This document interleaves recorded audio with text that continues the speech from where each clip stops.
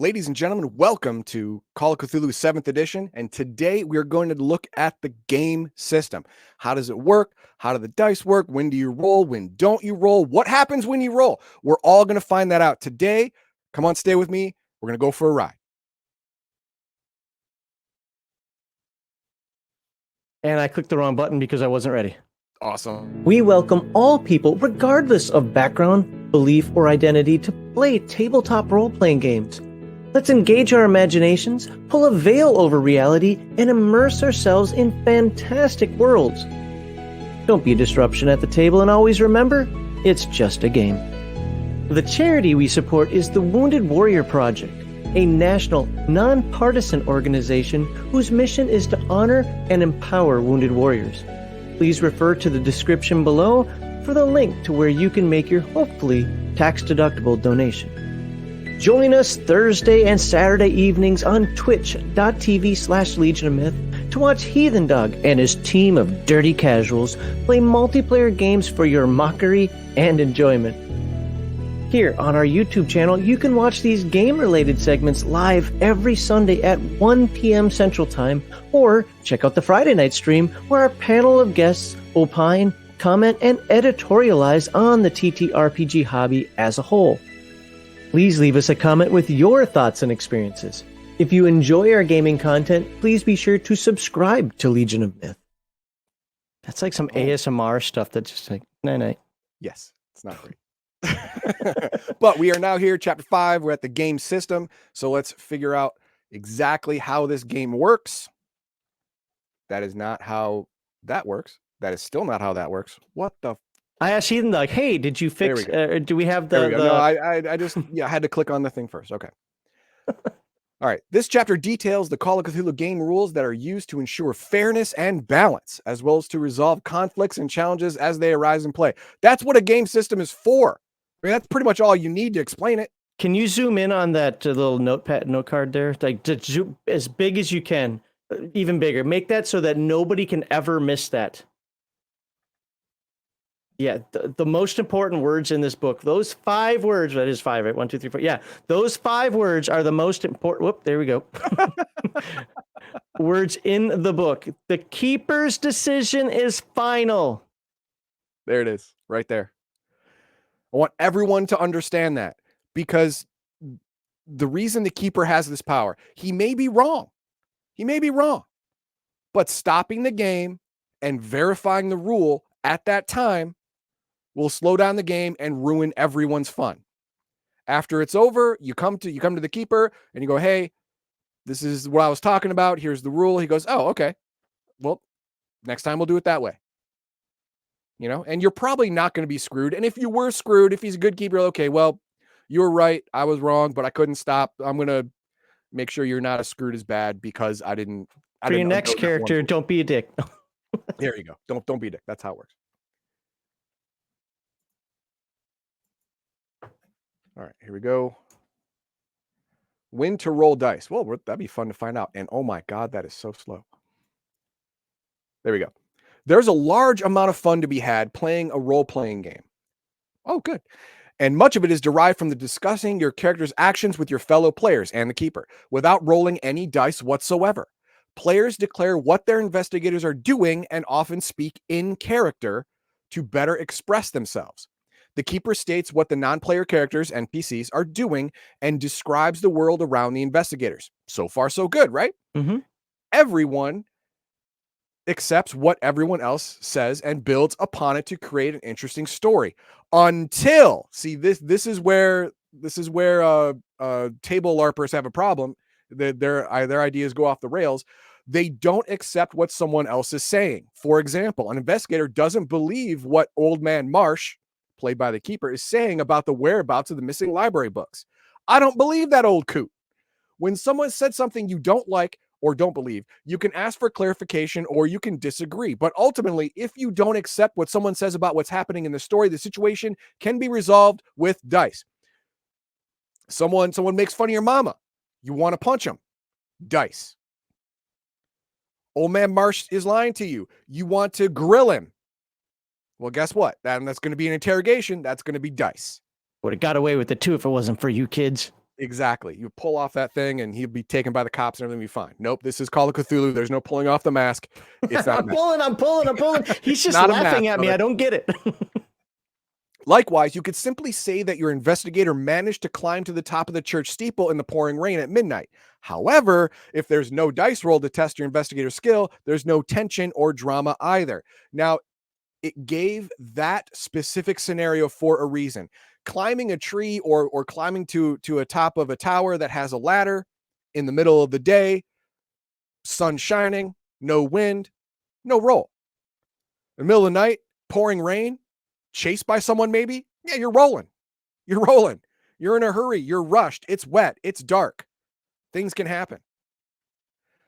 Equally, there's no need to roll dice for everything. For example, each investigator has a drive auto skill, but dice don't need to be rolled every time an investigator gets into a car. That would be dull and stupid.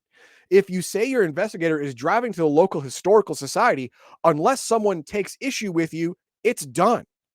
Simply move on with the story. Normal day-to-day stuff like everyone just does should be just that. No dice needed. I don't have to roll dice to tie my shoe? No, you do not. However, if the keeper describes a car full of cultists attempting to push the investigator's car off the road, the player may object to this. Well, guess what? If you object, there's a roll. But the keeper may insist the cultists are still barging the investigator's car off the road. There's a disagreement or conflict, reason to roll dice and see whether the investigator's car is indeed pushed into the ditch. The story has reached a moment of tension that requires a definite outcome. Time to reach for the dice. Okay, this, I believe, was explained very poorly. So I'm going to try it again. That whole car situation. You're in a car, cultists are in the car. They're trying to bash you off the road like in a lot of movies out there. If you want this to happen, if you are completely fine with that, you'll just go off the road. But if you say, well, I don't want to go off the road, well, now you have a conflict with the world or NPCs in the world. Now there's dice rolls. Now there's tension. Now there's drama. Now there's dice. There's an easier way, even, and a lot of games are kind of picking this up. This mentality is the outcome unknown.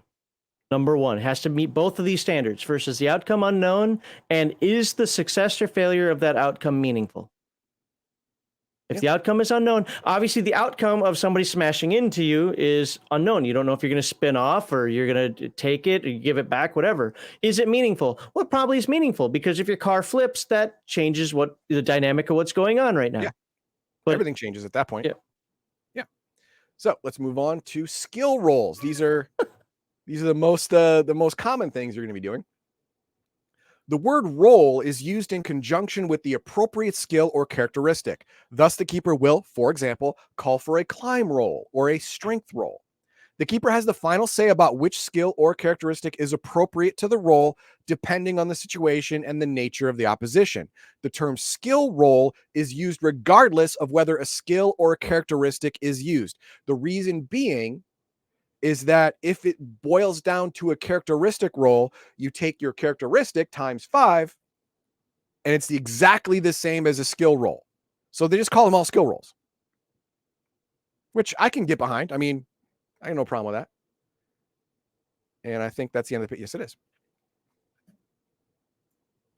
All right, so what do we learn so far? So far, we have learned that if you disagree with what's happening, you roll a skill roll. Got it. Yes. Okay, let's make sure I'm at the same place. Here we go. All right, decisions, keepers final. We already know that. All right. The player should be clear about what they want to achieve by stating a goal before rolling any dice. If the goal isn't acceptable, the keeper should help the player to rephrase it. The goal should define the player's objective clearly and concisely. Okay, example. Harvey Walters wants to force a door open. The keeper might assume that he is simply bashing the door and creating a loud noise in the process. If Harvey wants to open the door quietly, he needs to state that this and his goal, thus break the door down and lever the door open quietly, are two different goals. And the keeper will consider the complexity of the goal when setting a difficulty level. Now, that's a good blurb. Yeah. What could be the difference between levering a door open and bashing it open besides noise? I mean, both are probably going to be strength rolls, right? But the lever is a tool. A tool usually makes tasks easier. So if the keeper wanted to make a task easier, he could do it like that. If you use a tool, it's easier. Using a lever, you can create more strength on an object. That's how it works. And he may do that. Or he may have you roll something else, not your strength characteristic.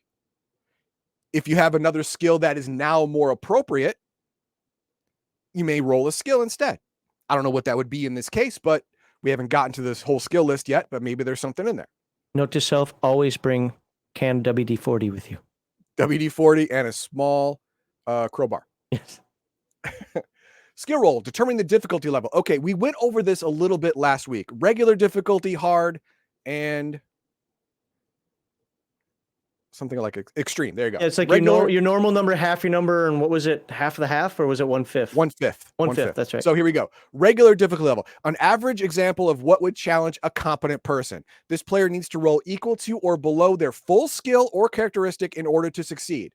This should be used in the vast majority of cases. The reason being is because if you have a lock-picking skill and you are using lock-picking tools to pick a lock, and it's not some kind of super high-tech biometric nonsense, it's a normal roll.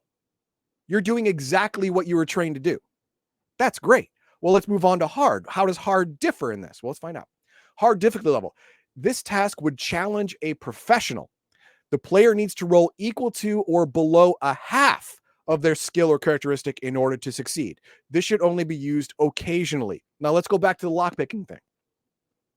What if you had to pick a lock, but you didn't have proper tools? You had to use like a couple of sticks and a bobby pin or something. You had to MacGyver that stuff. Well, that's going to make the task artificially harder beyond the scope of your normal lockpicking training. Therefore, it's half. Or you have your lockpicking tools, but this lock has a special biometric type thing. Well, it's half again. All right, it's half. It's going to be half. But what happens when it's like some kind of super duper thing? Let's find out. Extreme difficulty level. This task would challenge an expert. It is on the border of what is humanly possible. Wow. Yeah, I know. They're getting really hard on this. Player needs to roll equal to or below a fifth of their skill or characteristic in order to succeed. This should be reserved for the most extreme situations. Okay, going back to the lock-picking example again. Not only is this a biometric lock, not only do you not have tools except for a bobby pin and some gum, you're also getting shot at. That's extreme level. That's what this is. Remember, the vast majority of your rolls are going to be average level. I'm glad the book says that, because I know a lot of game masters, at least in my past, would artificially inflate difficulties just to... Because he wanted, just to make the rolls harder. Yeah, just because. No, that's garbage. That's garbage. Don't do that, keepers. Don't do that. If you, as a keeper, feel that the task is easy, then don't ask for a dice roll. Save dice rolls for challenging situations. Okay, back to the lockpicking thing. You lost your keys to the shed. You have a lockpicking skill of 50%, which is the bare minimum of professional level lockpicking. On your shed is a crappy little $5 master lock. I'm not going to make you roll. No keeper should make you roll that. Number one, it as Max said, the outcome is not in doubt. You're getting in that crappy master lock no matter what happens. There is no detriment to failing. You have all the time in the world. There's no reason to roll that roll. Right. Don't make it. Don't make him roll that roll.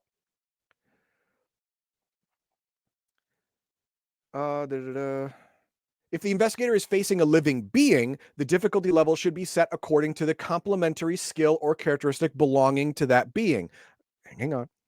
It is up to the keeper to decide which skill or characteristic would be used by an opponent to counter the investigator's actions. Examples can be found with each skill entry. Oh, good. That's good. Okay, before we get into that, let's read some of these examples. If the opponent's skill or characteristic is below 50, the difficulty level is regular. If the opponent's skill level or characteristic is equal to or above 50, the difficulty level is hard. If the opponent's skill or characteristic is equal to or above 90, the difficulty level is extreme. So it's still a player-facing roll. Yes, it's not an opposed roll. It's not opposed by successes. It's opposed by difficulty. Here's the deal. Okay. Here's an easy example. There is a doorway that you are trying to push through, but there's someone on the other side bracing it.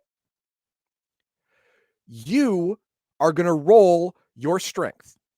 They are not. It depends what their strength is. However many people are holding the door. Let's say it's one person.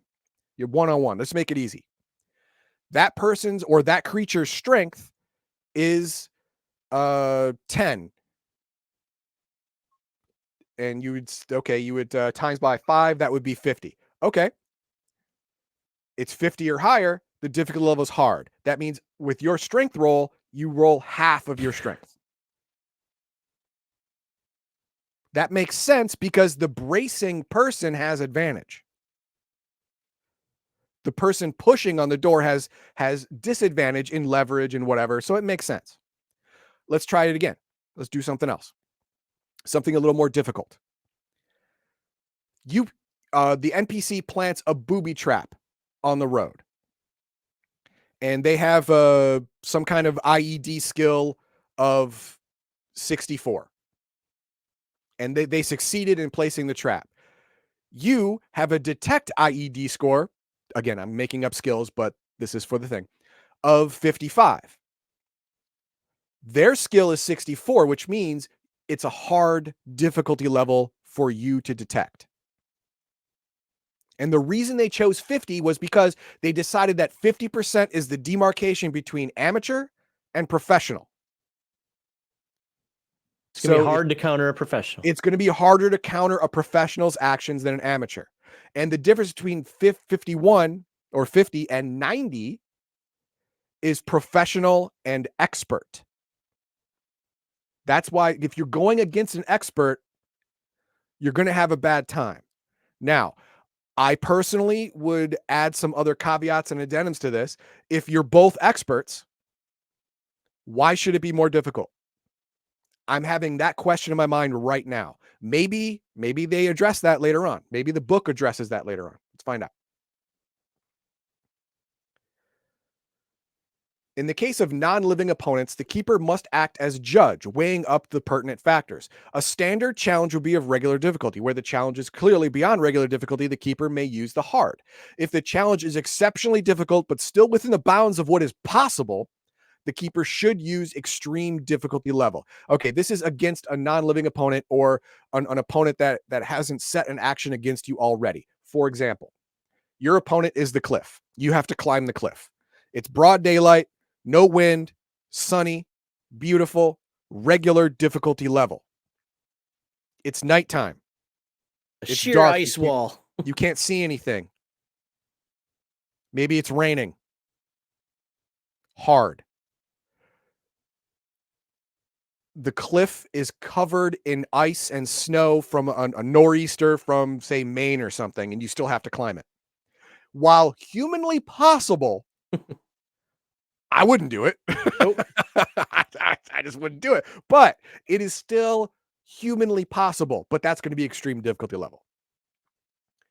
Whenever possible, the situation should be framed in such a way that the dice are being rolled by the player. Players won't get much fun out of watching a keeper roll dice every time. That's why this game apparently doesn't like opposed rolls. The skill of the opposition dictates your difficulty level, not your target number or anything. That's an important thing to do.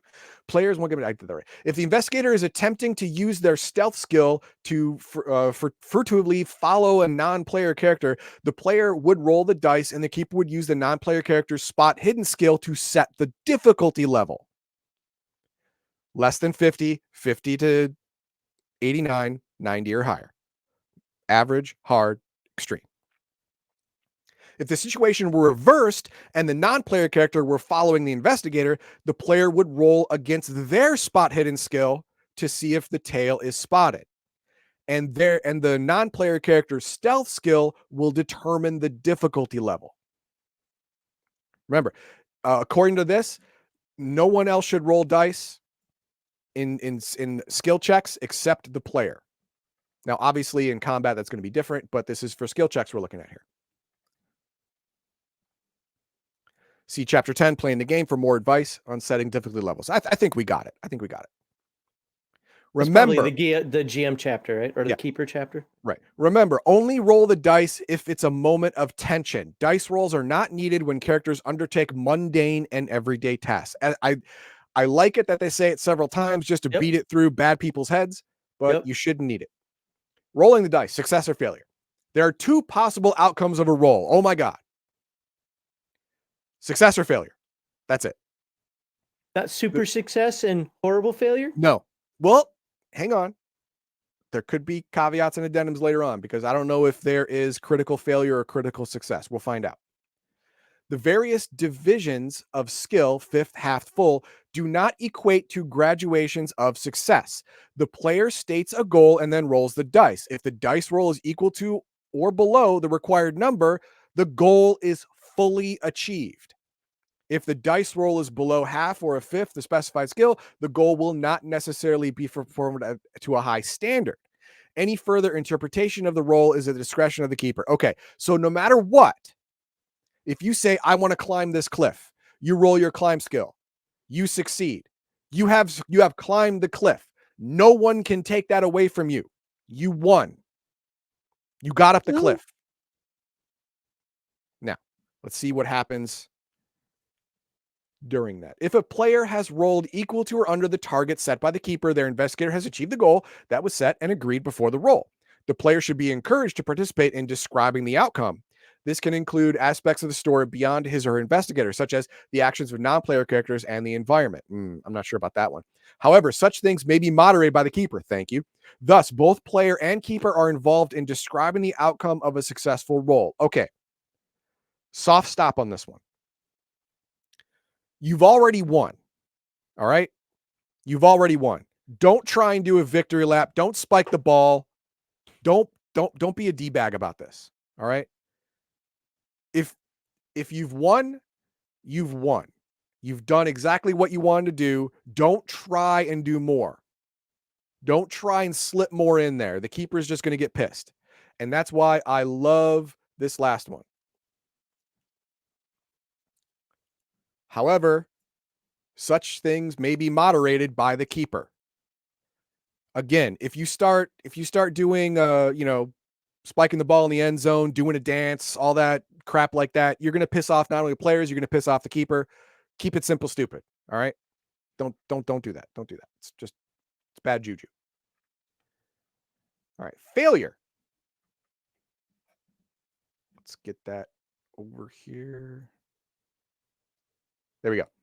The player stated a goal and has failed to achieve it, but exactly how the player's investigator has failed is entirely up to the keeper. Remember, you've already failed. You have no say in what happens next. Because players, when they fail, will be like, well, I failed, but what ended up happening was I got real close. Yeah. I only missed it by 2%. Well, you know what?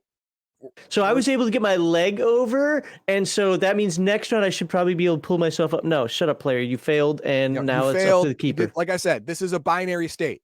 You either succeed or you fail. That's it.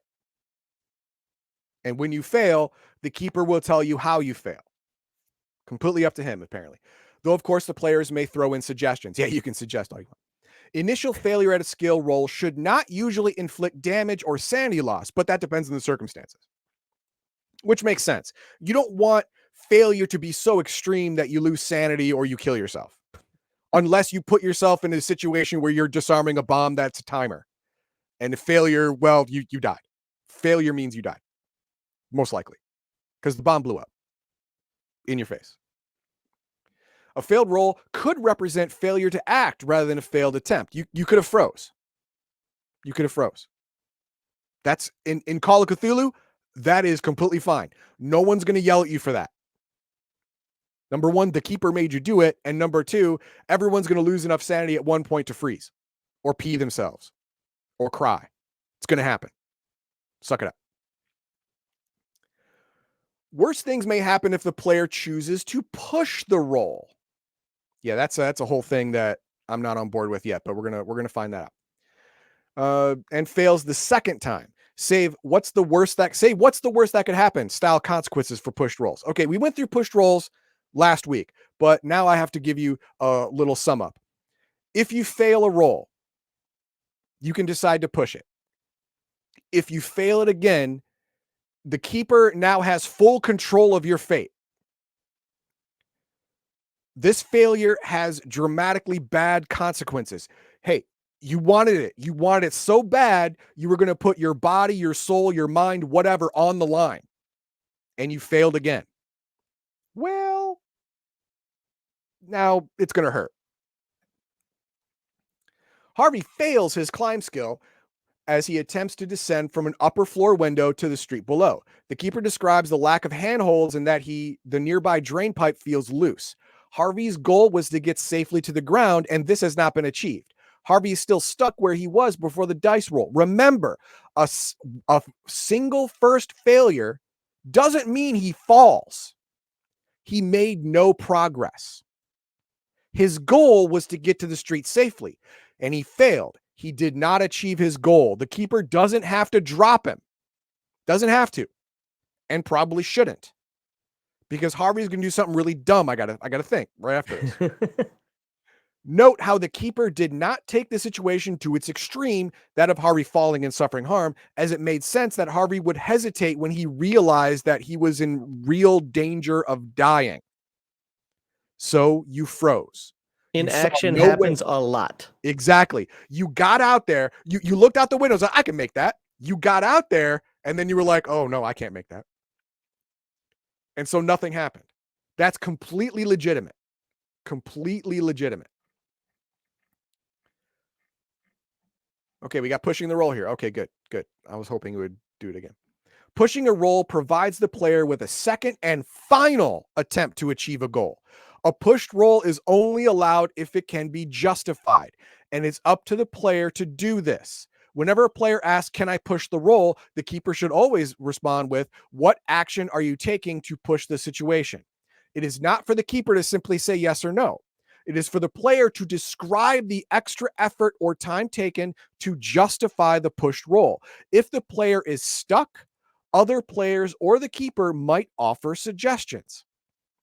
Okay, now I know a lot of players like, yeah, you could do it, man. Yeah, just jump, jump. Those aren't people that are helping you. Those are people that want you to die. For example, Harvey gets out onto the wall of the building, and he finds he has no handholds to go down, and the drain pipe is loose. So he failed his roll. He wants to push the roll. He's like, screw it. I'm going to jump on the drain pipe and slide it down like a fireman's pole. Keeper's like, wow. All right, roll. Harvey failed again. Oh. Well, guess what? You didn't come sliding down anything. Nope.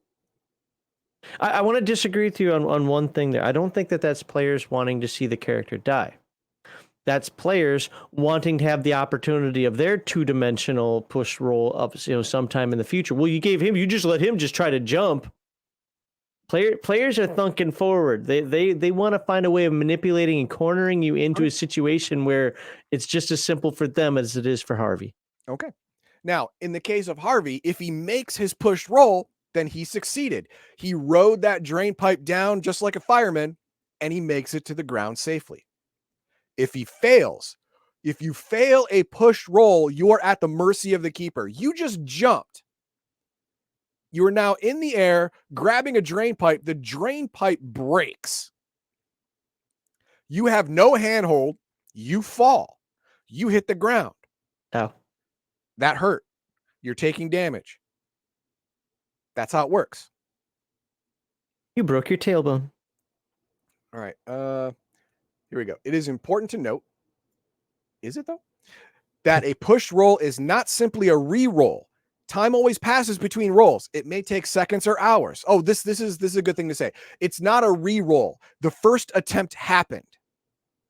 This is a second attempt. This is your next action, not a redo of your failed action. So much different than Free League, which actually it's a re-roll, redo. Yes, it's a re-roll, not another attempt. This is another attempt. Got it. So time has elapsed.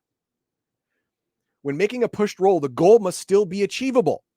The skill and difficulty level normally remain unchanged, but may be modified as the situation changes. For example, me as the keeper may decide that Harvey jumping to the drain pipe increases the difficulty from average to hard. That's up to the keeper, and it's completely reasonable. Unless you grew up like Tarzan. That's completely reasonable. So your next roll may be harder depending on how you worded it. So be careful how you word your pushed rolls because they could get harder surprisingly quickly. Only skill and characteristic rolls can be pushed, not luck, sanity, or combat rolls, or rolls to determine an amount of damage or sanity loss. So only skill and characteristic rolls, nothing else. That's important because you're probably going to want to re-roll sanity a couple times, but it's not going to happen for you. But Foreshadowing I really failure. Stay... Foreshadowing failure. Before rolling the dice for a pushed roll, the consequence of failure may be foreshadowed by the keeper. To foreshadow, the keeper says, if you fail, ... followed by as much detail as he or she desires. The keeper should highlight things that would be apparent to the investigator, though perhaps not considered by the player. Things that the investigator would not be aware of might only be hinted at the keeper's discretion. This is if the keeper is trying to help you. You know the old saying that if a dungeon master asks you if you really want to do that, you don't. This is it. This is that right here. If you ask to do something and the roll, and he says, okay, it's going to be a jump roll, and the keeper follows it up by possible consequences, you probably want to really rethink your life. Do you really want to do this? There are two reasons why the keeper should foreshadow consequence. The player requests foreshadowing to clarify the dangers so that they can gauge the risk. Fair enough. You as a player do not know what your investigator knows. Do not have the experience your investigator does. If your investigator is a professional athlete, you can ask the keeper to foreshadow success and failure for you, because as a professional athlete, your investigator is going to know more than you. Fair enough. That's great. Or the keeper chooses to foreshadow to highlight the danger or to increase the drama of the situation. The he's helping you without helping you. Okay? It's the whole if God did his job right, you wouldn't know he did anything at all. It's kind of like that. He's trying to help you. Don't smack it away. At least take it into consideration. It is imperative that the keeper focuses on an interesting consequence rather than a flat failure. If you as the keeper choose to describe possible failures, don't do it unless the possible failure is interesting and or debilitating to the player in some way. You might get hurt. Whatever. Great.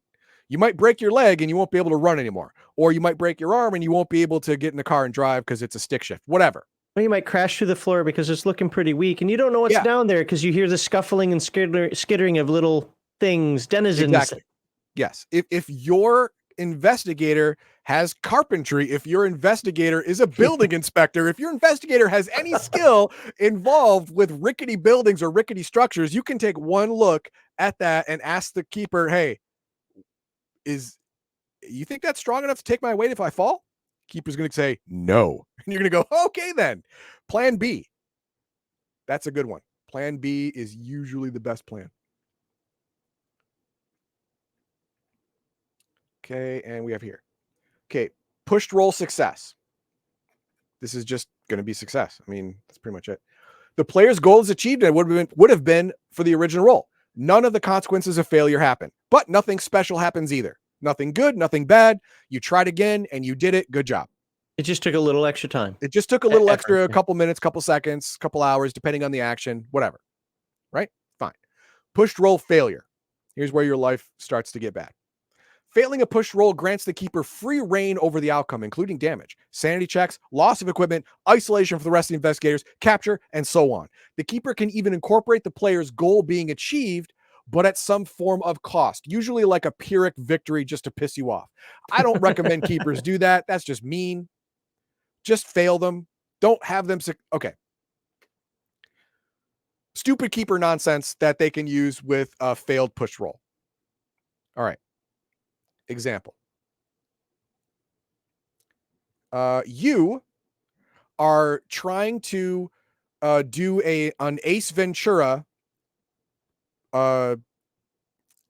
parallel parking job in a parking lot. I don't know if you haven't seen the movie. He spins out and then ends up perfectly parallel parking every time.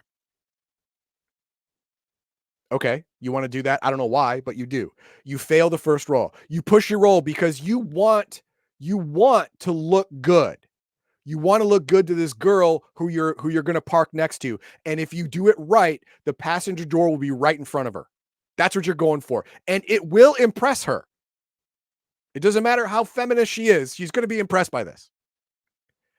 You fail again. You fail your pushed roll. So this is what the keeper does. The keeper says, "Oh no, you parallel park. You don't hit any, you thread that needle. You do not hit either car, but you go up on the curb and you hit her." He could do that. Trying to get your attention. Yeah, he could do that. That's a completely legitimate for a failed push roll. You got it. You won, but it was a Pyrrhic victory because your goal was not achieved. So think of it that way. When a player fails a pushed roll, he or she is giving the keeper license to make the investigators' lives more difficult. A consequence should steer the game towards the theme of horror, taking the investigators one step nearer to their doom. A player gets a push roll, and if he or she fails, the keeper gets to push the horror back in the player's face. Okay, that's fair. And what are some of the examples? A setback, loss of equipment, or death of an ally, or you're not getting any fun times that night because you just put your girl in the hospital. A deal. Rather than killing the investigator, the enemies offer a pact or deal. Fainting. It is perfectly Lovecraftian for a character to faint, only to awaken later to find themselves unharmed and the situation radically changed. Failed dice rolls and sudden endings. Ooh. Where possible, try to avoid an outcome that will end the game, unless you wish it to, of course. Try to be creative and describe an outcome that allows for play to proceed, but not in the way the players intended. Rather than sudden death, consider other options as. Okay, right now, I want you to think of it like this. You have to smash this crystal to stop the summoning of the demon. And when the demon is summoned, the demon will start destroying the world. You take your hammer and you go to smash the crystal. You miss. Well, you got to smash that crystal and the demon's almost summoned. So you push your roll again. You fail. Now the demon is summoned because your goal was to stop the demon from being summoned by smashing the thing. You didn't smash it, so you didn't get your goal. Demon is summoned. Now, at this point, the keeper could say, "Oh, well, I told you when the demon is summoned, the world starts to end. Now the world starts to end no matter what happens. Even if you kill the demon, the magic is already released and the world is ending. Sorry." Don't do that. Don't do that. Keep the game going, but make it all very harder from now on. Now that this eldritch power, this dark energy is now suffusing the world, all of your rolls are one difficulty level higher no matter what.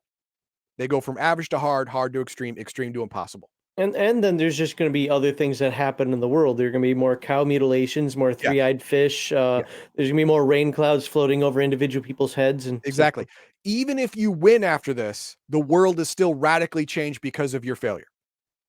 That is a good failed push roll. It didn't end the world. It didn't end the game, but it made the entire world worse because you suck. hey, and it gave you more adventures to go on. And it gave you more adventures because now you got to try and fix what you broke, like the world. More than one player rolling dice? Oh, let's look at that. In some circumstances, two or more characters may work together towards the same goal.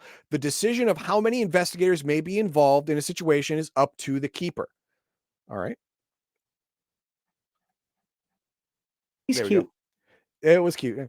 Examples: researching a single book. One person may examine the book at a time. You can't have two people reading the same book. It doesn't work. I've tried it. One person always reads faster or slower. They got to wait for pages to turn. It turns into a fight. Picking a lock. One person can pick a lock at a time. Sorry. Delivering first aid. Two people may assist each other, both rolling first aid skills. A success is granted if either succeeds. That's cool. That's good. Because number one, you don't want to fail a first aid roll,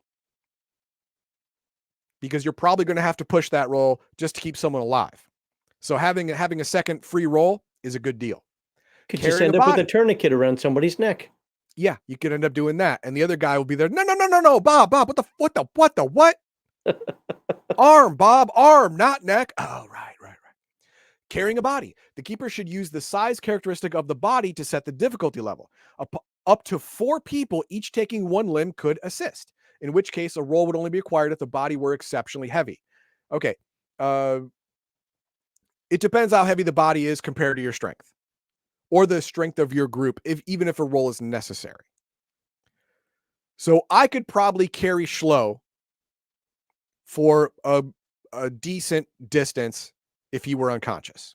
Fireman's carry, yeah. Fireman's carry, I could do it.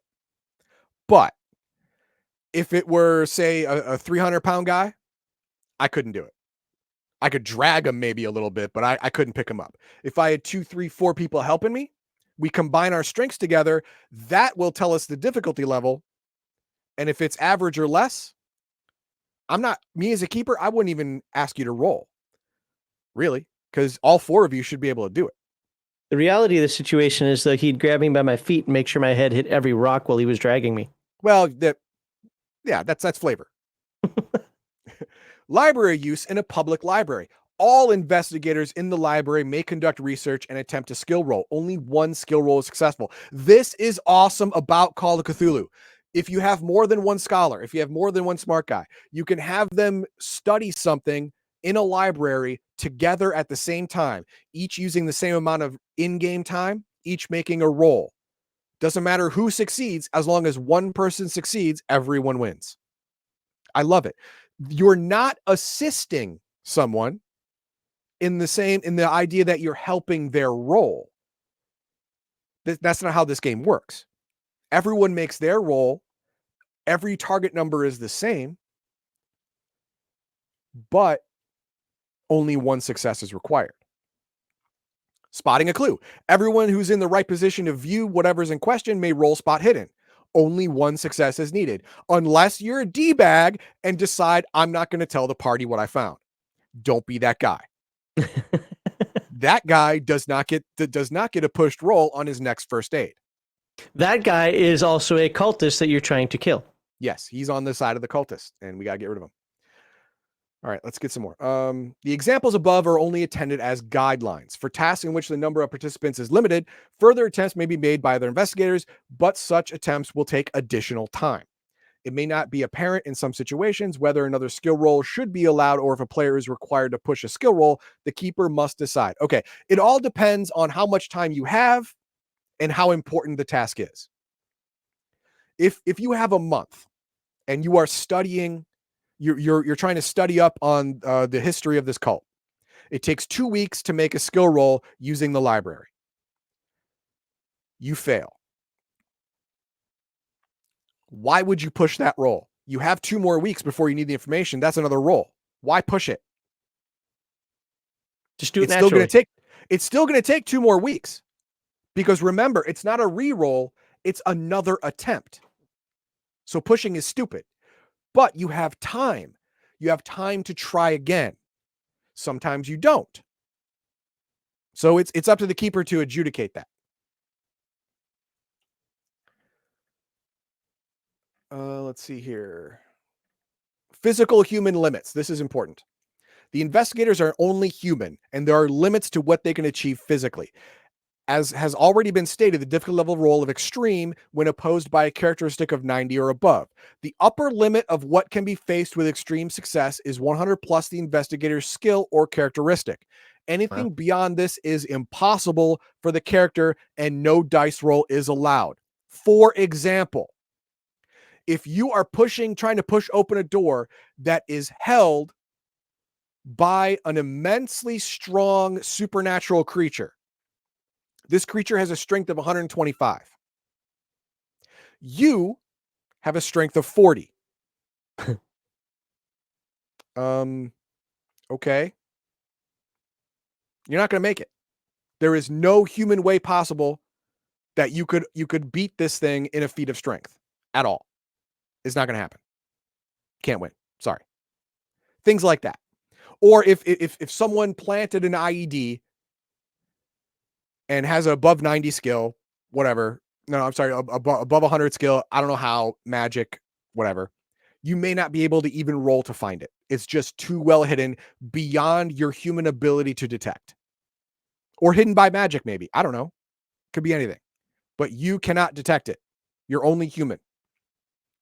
The only way to exceed human limits is for multiple investigators to combine their efforts. Hey, if you can't push open that door that's being held by the supernatural creature, maybe you, Bob, Jerry, and Jimbo can all get together and push on that door and win the day. That's possible. Probably still be an extreme effort, but that's possible. But only one of you has to succeed. One. That's the cool thing. One. Someone can roll a natural 1 and just win the day for everybody. But they wouldn't have even been allowed a roll unless they had help. See? Work together. Teamwork makes a dream work. Can we take a bit of a break here to go through some of the super chats that's already happened? Sure. Yeah. What page are we on? We're on page. Actually, no, we are. Nope. This is a good place to stop. Okay. All right. So most of this is from a while ago.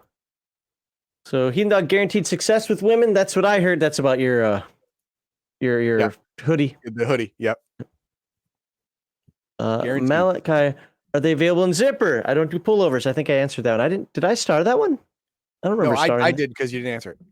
Oh, I typed it in chat. Oh, okay. There should be some zipper ones as well, but I do limit the zipper ones a little bit more. Those I actually do pay attention to. Yeah, it depends on the symbol. I mean, if you're going to break it in half and it's important, then no, it won't be. I would do those with zipper, but like some of them, like your sign, player agency not allowed, or one of mine says like mockery is not hate or whatever. I wouldn't do those in the middle because they look silly separated. But yeah, sure. I love Heathen Dog's mastery of PDFs. Yeah. Again, this is my first time. Shut up. Well, third time now. Well, first book. First book. There you go. Heathen Dog, use a tool, no strength roll, use stealth roll instead. This is about that lockpicking. Oh, okay. Yeah. All right. Again, it's up to the player to describe the action, and the keeper, using that description, tell you the relevant skill and the difficulty level. The Geek has a series on Call of Cthulhu as well. Oh, good. Dorotheic says, well, I'd call for a strength stealth with hard difficulty. And in chat, they agreed, like, hey, that's another way to do it. Yeah.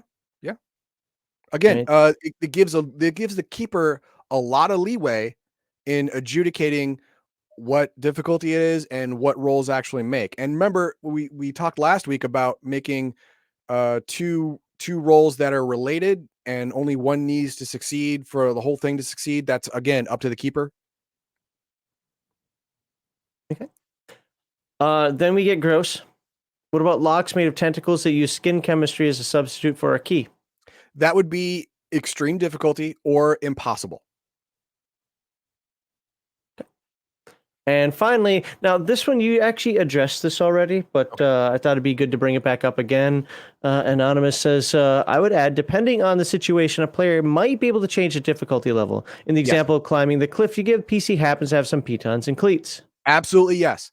Normally, at night, blizzard, ice wall, extreme difficulty. But I have a climbing skill of at least 50%, and I have tools. Well, that brings it down from extreme to hard. If you are an expert climber, 90 or more, and you have tools, I would say it brings it from extreme to average, because you are an expert climber. You have ice climbing tools. You've done this before. You've been to K2. You've been to the Himalayas. You may have been to Antarctica at this point, Wow. because that's how you get that good. This is not something you haven't done before. So yeah, The Andes is just a stroll for you. yeah. All right, that's all I had. All right. Next time we are going to continue with the game system, and we are going to look at critical roles, critical failure, critical success, and stuff like that. How does that change something? How does it not? But we will find out. Until then, we'll see you.